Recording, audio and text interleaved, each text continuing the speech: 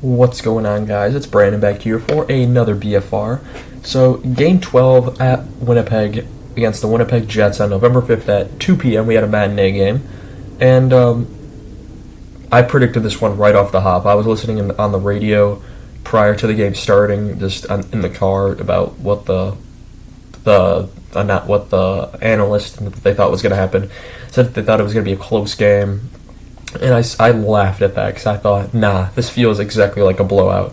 And then I said something that was nearly true. I said I had put money that Winnipeg is going to be up 3-0 by the end of the first. I was wrong. They were up 3-0 by the end of the second. Let's get into it.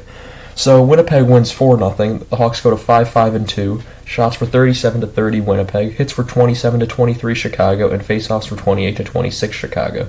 On the power play, Chicago goes 0 for 3. Winnipeg 3 for 4. And the Jets were wearing their reverse retros, which are white with blue. So the Hawks are wearing their red jerseys.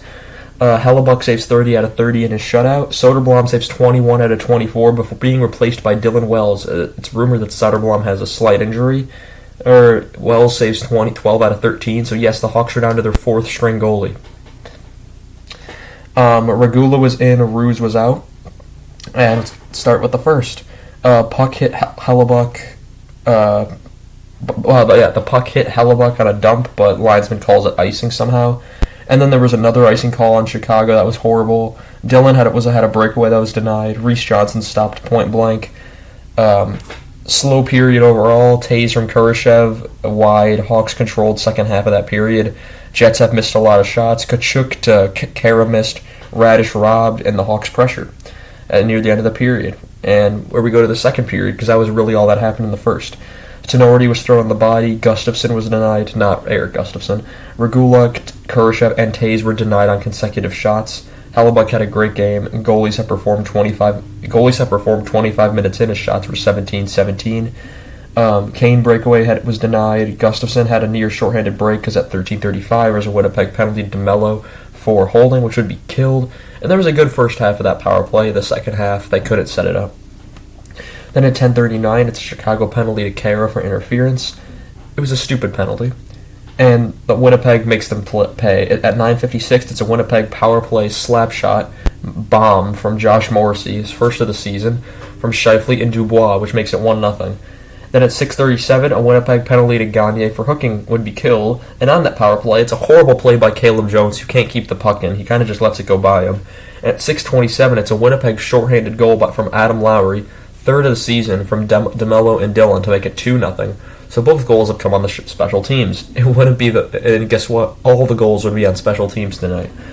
Not tonight, that afternoon. As then at 2:12, it's a Chicago penalty to Radish for slashing, and at 2:05, it wasn't a great showing by Soderblom on this one. I kind of blame him on this one. It's a Winnipeg power play goal from Pierre-Luc Dubois, fifth of the season, from Connor and Morrissey to make it 3-0. Murphy hit Dubois up high, and there was no call. Good save on Janssen Farby. And we go to the third. 16:47, it's just I can't talk right now. It's a Chicago penalty served by Athanasiou for too many men. And Wells was also, it was at the point I realized that, well, I knew this, I didn't notice till the start of the period, but Wells was in and Soderblom was out hurt.